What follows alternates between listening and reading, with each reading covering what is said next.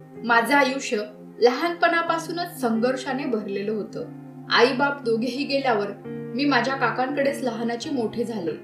वयात आल्यावर मी अधिकच सुंदर व आकर्षक दिसायला लागले। त्यामुळे घराबाहेर कुठेही जायचे झाले तर काका काकूंचे माझ्यावर खूप बारीक लक्ष असायचे। कॉलेजला असताना मी एका मुलाच्या प्रेमात पडले, पण त्याला जाऊन बोलण्याची मी कधी हिम्मत केली नाही, फक्त काकांच्या दबावामुळे। मला सुद्धा खूप पोरांनी प्रपोज केले, त्यातले काही छपरी होते परंतु काही चांगले सुद्धा होते। मला साधं त्यांच्याशी मैत्री सुद्धा करण्याची मुभा नव्हती। कॉलेज झाल्यानंतर मला जॉब करायचे होते, मात्र पुन्हा काका काकू आडवे आले, तुला काही लग्न करून सासरीच जायचे आहे। मला बघायला जेव्हा एक चांगलं स्थळ आलं होतं, मला तो मुलगा पसंत होता, परंतु तो कमी कमावतो या कारणाने काकांनी त्यांना नंतर नकार कळवला। शेवटी एका श्रीमंताच्या घरी माझं लग्न झालं। लग्नाच्या पहिल्याच रात्री माझ्या नवऱ्याने मी तयार नसताना माझ्यासोबत जबरदस्ती केली। दुसऱ्या दिवसापासून सासरच्या लोकांनी मला घरकामाला जुंपले। दिवसभर काम आणि रात्री नवऱ्याच्या एकतर्फी कार्यक्रम यामुळे मला खूप मानसिक त्रास होत होता। काका काकूंनी तर माझ्यासोबतचे संबंधच तोडले होते।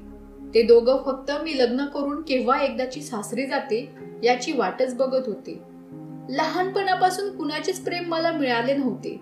वाटलं की नवऱ्याचे तरी प्रेम मिळेल, पण तेही नाही। 6 महिने सहन केल्यानंतर माझी मर्यादा संपली। आता काहीच बदल होऊ शकत नाही, त्यामुळे मी डिवोर्स देत आहे असं सासरच्यांना कळवले। कोर्ट केस नंतर सुदैवाने मला डिवोर्स मिळाला। काका काकू तर मला पुन्हा दारात उभे करणार नव्हते।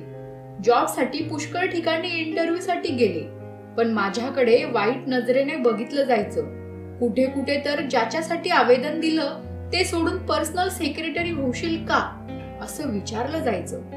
खूप संघर्षानंतर मला एका छोट्या कंपनीत जॉब मिळाला। तिथेही सगळ्यांना माहिती झाले होते की माझा डिवोर्स झाला आहे। पुरुषांच्या नजरा अशा असायच्या का मी फक्त त्यांच्या बघण्याने त्यांच्या सोबत रात्री बेडवरच झोपायला तयार होईल। हिला आता त्याची गरज असणार ना, त्यामुळे आपला चान्स बनू शकतो असंच त्यांना वाटायचं। तो जॉब सोडून दिला। माझ्या सुंदरतेविषयी आणि बोलण्याबद्दल मला आधीपासून आत्मविश्वास होता।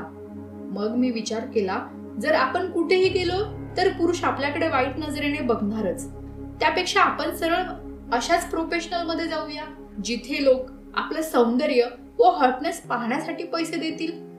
खूप विचार करून मी निर्णय घेतला। अनेक मॉडेलिंग एजन्सीला इंटरव्ह्यू दिला। अखेरीस एका चांगल्या ठिकाणी मला मॉडेलिंगचा जॉब मिळाला। पुढे माझे आयुष्य बदलून गेले। जीवनात नंतर माझ्यासोबत काय काय झालं, मी त्यांचा कसा सामना केला हे जाणून घ्यायचं असेल तर कॉमेंट बॉक्स मध्ये कळवा। लाईक करा, चॅनलला सबस्क्राईब करा। धन्यवाद।